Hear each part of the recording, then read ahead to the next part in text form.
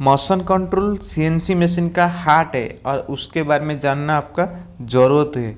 तो इस वीडियो में देखेंगे axis designation and reference point identification. और इस वीडियो में मोस्ट इम्पोर्टेंट पॉइंट आपके लिए रहेगा जो explain machine axis moment, reference point and type of coordinate system. Axis designation generally two type of axis है आपका, एक है आपका लीनियर और एक है आपका रोटरी। लीनियर किसको बोलते हैं? अगर आप स्ट्रेट पाथ में कुछ ट्रैवल करने को लीनियर बोलते हैं और अगर आप सर्कुलर पाथ में कुछ ट्रैवल करने को आपको रोटरी बोलते हैं। अगर हम राइट हैंड रूल को कंपेयर करेंगे सीएनसी मशीन के साथ तो यहाँ पे देख सकते हो राइट हैंड रूल का कैसे एक्सिस है और सीएनसी मशीन जो टेबल है उसका एक्सिस क्या है। इसमें इम्पोर्टेंट आपका रहेगा सीएनसी मशीन के लिए जो कोई भी एक्सिस में आपका 3 एक्सिस हमेशा परपेंडिकुलर रहता है।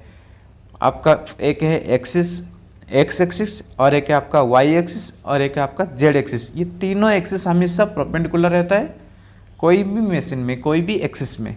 फर्स्ट हम लेद मशीन में देखेंगे। जनरली लेद मशीन में आपका 3 एक्सिस रहता है। एक है आपका X, Z and C. X axis आपका हमेशा जेड एक्सिस के साथ परपेंडिकुलर रहता है और आपका जो कोई भी लेद मशीन में जो राउंड पार्ट लगाते हो उसका डायमीटर कम करना ज़्यादा करना वो आपका एक्स एक्सिस में होता है। जनरली एक्स एक्सिस में डायमीटर ज़्यादा करना या कम करना आप एक्स एक्सिस में कंट्रोल कर सकते हो। और जेड एक्सिस क्या है?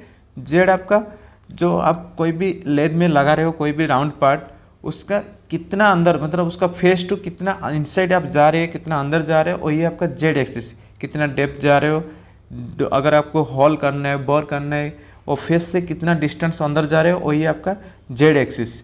आप अगर स्पिंडल का अपवर्ड जा रहे हो तो आपका माइनस में होगा और स्पिंडल का डाउनवर्ड जा रहे हो तो आपका प्लस में होगा। एक्स आपका सेम, अगर स्पिंडल से क्रॉस जा रहे हो तो आपका माइनस में और स्पिंडल से अपवर्ड आ रहे हो तो आपका प्लस में होगा। और सी क्या है? सी आपका स्पिंडल है। स्पिंडल मीन्स आपका सी, वो कितना डिग्री में रोटेशन करना है आपको।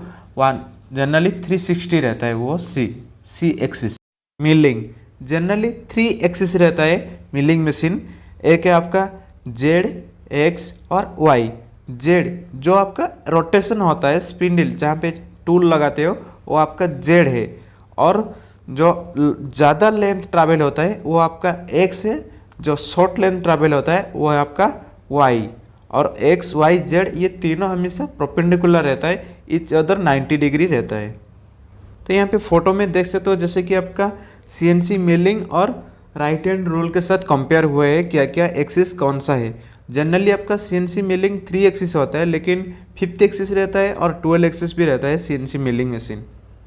नेक्स्ट है आपका रेफरेंस और डाटम पॉइंट।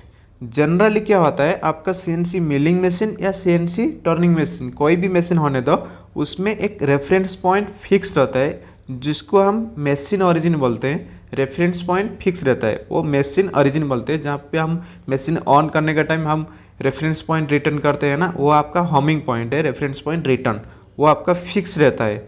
और जब हैंड जग मोड एक्टिव करके जो रेफरेंस पॉइंट ऐड करते हो वो दो टाइप का है। एक है आपका प्रोग्राम ओरिजिन और एक है आपका पार्ट ओरिजिन। यहाँ पे आप देख सकते हो हमारा मशीन ओरिजिन, पार्ट ओरिजिन और प्रोग्राम ओरिजिन। जनरली मैं बोल चुका हूँ आपको जो मशीन ओरिजिन है वो आपका फिक्स रहता है सीएनसी मिलिंग मशीन या टर्निंग मशीन में। जब भी आप मशीन पावर अप करते हो, मशीन ऑन करते हो, उस टाइम वो ऑटोमेटिकली मशीन रेफरेंस पॉइंट में जाता है, वही आपका मशीन ओरिजिन। और पार्ट ओरिजिन क्या है? पार्ट ओरिजिन जो आपका जो कोई भी पार्ट का सेंटर लेते हो ना, फेस सेंटर, इन सेंटर, आउट सेंटर, कुछ भी सेंटर लेते हो वो आपका पार्ट ओरिजिन है। और प्रोग्राम ओरिजिन कोई भी पार्ट का जहाँ से वो प्रोग्राम दिया है सेंटर से, कौन सा सेंटर से प्रोग्राम दिया है वो आपका प्रोग्राम ओरिजिन। जहाँ पे कौन सा सेंटर से आप प्रोग्राम जनरेट कर रहे हो पार्ट का वो आपका प्रोग्राम ओरिजिन है। तो ये जनरली प्रोग्राम ओरिजिन और पार्ट ओरिजिन ये दोनों आपका सेम रहता है। यहाँ पे देख सकते हो जैसे कि आपका ये एक रेफरेंस पॉइंट है, मशीन रेफरेंस पॉइंट। अगर आप बेड से आपका जो स्पिंडल वो आपका जेड मोशन बोलते हैं, वो उसको बेड से आपका स्पिंडल अपवर्ड या डाउनवर्ड उसको जेड मोशन बोलते हैं। और आपका मान लो ये पार्ट है, पार्ट का ये सेंटर से ये रेड वाला जो है आपका वाई है तो वो है आपका वाई मोशन, और अगर एक्स में है तो वो आपका x motion. Coordinate system generally आपका 2 टाइप ऑफ कोऑर्डिनेट सिस्टम, एक है आपका कार्टेशियन कोऑर्डिनेट सिस्टम और एक है आपका polar coordinate system.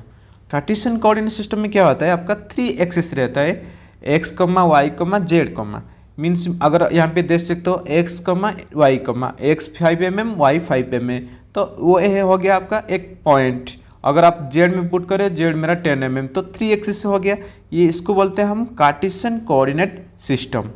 Polar coordinate system, polar coordinate system में एक एंगल आ जाता है, आपको सिंपली उसका वैल्यू पुट करना है, एंगल पुट करना है, तो वो हो गया आपका पोलर कोऑर्डिनेट सिस्टम। जेड में अगर पुट करें तो हो गया आपका 3 axis polar coordinate system. Polar coordinate system में हमेशा एक एंगल आ जाता है, उसमें आपका जो जैसे मान लो कार्टेशियन कोऑर्डिनेट सिस्टम में आपको एक्स और वाई दोनों का वैल्यू पुट करना पड़ रहा था, लेकिन पोलर कोऑर्डिनेट सिस्टम में एक्स और वाई दोनों का वैल्यू पुट जरूरत नहीं है, आपको सिंपली ओरिजिन से कितना डिग्री एंगल से कितना लेंथ जाना है वही पुट करना है, और जेड वैल्यू आपका कार्टेशियन के लिए भी रहेगा और पोलर के लिए रहेगा 3 एक्सिस का। तो ये हो गया आपका कोऑर्डिनेट सिस्टम। तो थैंक यू फ्रेंड्स, इस वीडियो को लाइक शेयर ज़रूर करना और हमारा यूट्यूब चैनल को हमेशा सब्सक्राइब करके रखना, क्योंकि बहुत सारा वीडियो आपको लिए लेकर आ रहा हूँ मैं। और कुछ भी डाउट है तो प्लीज़ कमेंट्स दीजिए, और आप एक न्यू पर्सन है, कम्प्लीटली न्यू पर्सन, तो इस प्लेलिस्ट को पूरा कम्प्लीटली देखिए, आपको पूरा डिटेल्स पता चल जाएगा CNC मिलिंग के बारे में। Thank you.